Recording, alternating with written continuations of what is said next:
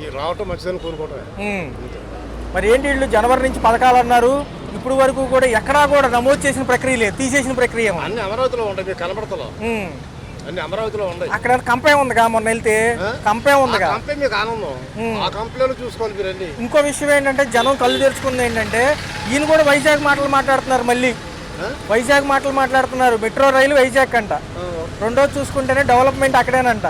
మరి గతంలో చెప్పింది గత ప్రభుత్వాలు ఇదేగా, అప్పుడు ఏమన్నారు, మోకాళ్ళ లోతుల కంటే పైకి ఉంది బాబు, వర్షాలు వరదలు వస్తే మునిగిపోతుందని చెప్పారు.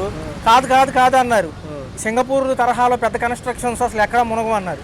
ఇప్పుడు మళ్ళీ వైజాగ్ బాట పడుతున్నారేంటి వీళ్ళు కూడా, అంటే కళ్ళు ఇప్పుడు తెలుసుకున్నాయి వీళ్ళకి.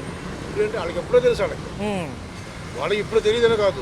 సీనియర్ నాయకుడు చంద్రబాబు నాయుడు గారు ఆయన తిరిగిపోవటం ఏంటి, ఆయన మభ్య పెట్టాలి, నేను రావాలి, జనాలు నాశనం చేయాలి అనేది ఆయన ఉద్దేశం. ప్రపంచ బ్యాంక్ ఏమంటుందంటే 8,600 కోట్లు ఇస్తాము, అప్పు కిందే ఇస్తామంటున్నారు వాళ్ళు, అప్పు కిందే.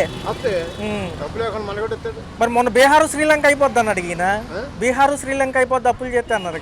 ఇప్పుడు అవుద్ది, ఇప్పుడు అవుతాం అంటే ఎలక్షన్స్ ముందు అయ్యిద్ది, ఎలక్షన్స్ అయితే ఎలక్షన్ తర్వాత ఎందుకు అవుతుంది?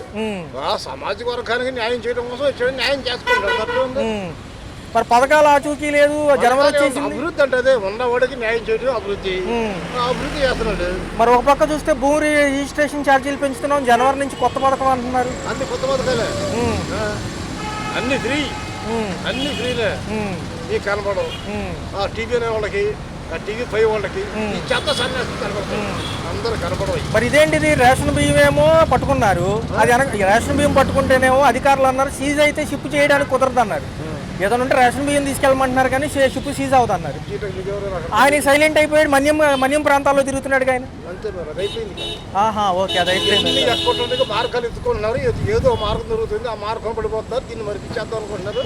మరిచిపోయే సమస్య ఎవరు లేదు. మరి వచ్చే సంవత్సరం ఆర్థిక బడ్జెట్ ప్రవేశపెట్టే లోపల మరి నిన్న ఢిల్లీ వెళ్ళారు, వాజ్పేయి గారు శత జయంతిలో పాల్గొన్నారు, మరి లాక్కొస్తారా డబ్బులు? ఏమో లాక్కరు, వాళ్ళు సంగతి తెలియకపోతే అక్కడ ఇవ్వడానికి అంతకుముందు అన్నారు 14 లక్షల కోట్ల అప్పు ఉందన్నారు. మరి 10,000 లక్షల అప్పు ఉందని మొన్న మళ్ళీ మా ప్లేట్ మార్చారు వీళ్ళు. 6 లక్షల కోట్లు అన్నారు. ఆరేనా అంటే అన్ని తీర్చేశారు. అసెంబ్లీలో 6, బయటకు వస్తే 14. అంటే హోల్సేల్ రిటైల్ వ్యాపారం అంతే కదా. Okay okay. అసెంబ్లీలో 6